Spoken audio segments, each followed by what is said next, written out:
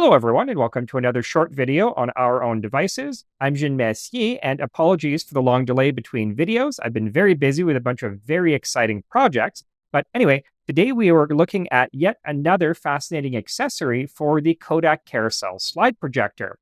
This is called a dissolve control, and according to some sources, this was introduced in 1968, though the earliest mention of it that I could find in a Kodak products catalog dates from 1972. Whatever the case, what this allowed you to do was to smoothly transition between two slides rather than abruptly as with a regular slide projector.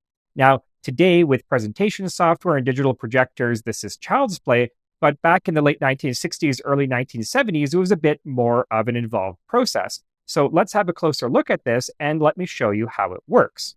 So the unit comes in this handy hardshell case, and if I unlatch and open the lid, 3 cables come out. A power cord and 2 cords that each plug into a separate carousel slide projector. That's right, for this to work, you need 2 projectors. As you can see, the cables simultaneously plug into the projector's power cable and remote control sockets. And keep in mind that later projector models, including the Cavalcade, have slightly different plug setups. They might not necessarily work with this unit. Now, on the face of the unit itself, we have a number of controls. This socket here is for the projector's remote control, while these 2 power sockets are for use with later model projectors like this 850H, which have hardwired power cords. We also have a master on-off switch, a button to cycle the projectors, and this slider, which allows you to either cycle the slides manually using the remote control or automatically at 14, 10, or 6-second intervals. So to use this system, you connect up both projectors, you arrange your slideshow in a staggered fashion, so slides 1, 3, and 5, etc. on projector 1, and slides 2, 4, 6, etc. on projector 2. You then switch both projectors to fan mode, which is important. The system won't work on any other setting. Choose manual or time delay mode on the dissolve unit, and you're ready to go.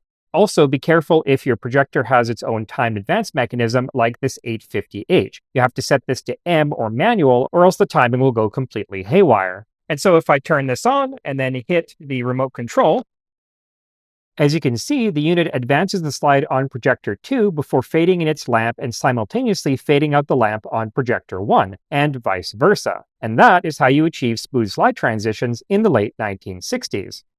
So based on my experience with Kodak sound synchronization units, which I've made a couple of videos on, link in the description, I was expecting this to be based on vacuum tube electronics. My surprise, however, this is entirely electromechanical. So let's actually open this up and let me show you the interesting way that this works.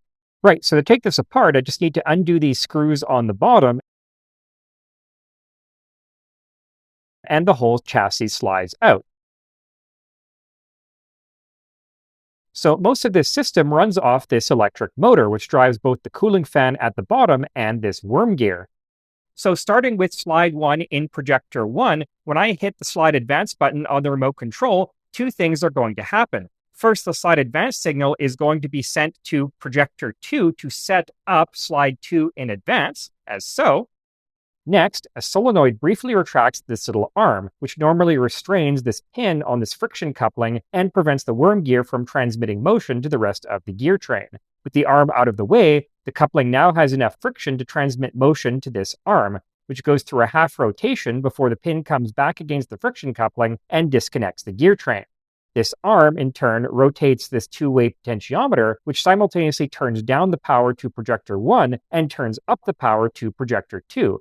As for the time slide changes, this is controlled by this rotating disc. As you can see, this has a conductive metal layer covered by an insulating phenolic resin layer, while the mode selector slider is connected to an electrical contact which is held against the surface of the disc by spring tension. When I slide the selector to manual mode, the sliding contact connects directly to the conductive hub of the disc, so that advanced signals from the remote control are transmitted directly to the projectors and the dissolve trigger solenoid. However, when I slide the selector to the timed modes, the remote is disconnected from the circuit and the contact moves between a set of concentric cutouts in the insulating phenolic layer, spaced at different intervals so that the slide advance and dissolve are triggered every 14, 10, or 6 seconds. And that's really all there is to it. So kind of a roundabout and kludgy solution by today's standards, but given that this is still working perfectly after nearly 60 years, also an effective and reliable one.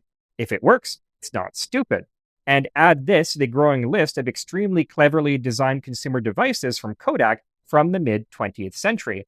Now, of course, there were follow-up versions of this unit that were more solid state, but we'll save those for future videos when I can actually get my hands on them and have a look inside. Anyway, that's all I have for you today. Thank you so much for watching, and I'll see you next time in another video where we'll look at yet more fascinating photographic technology and other devices just like this. Until then, I'm Jean Messier from Our Own Devices. Have a great day.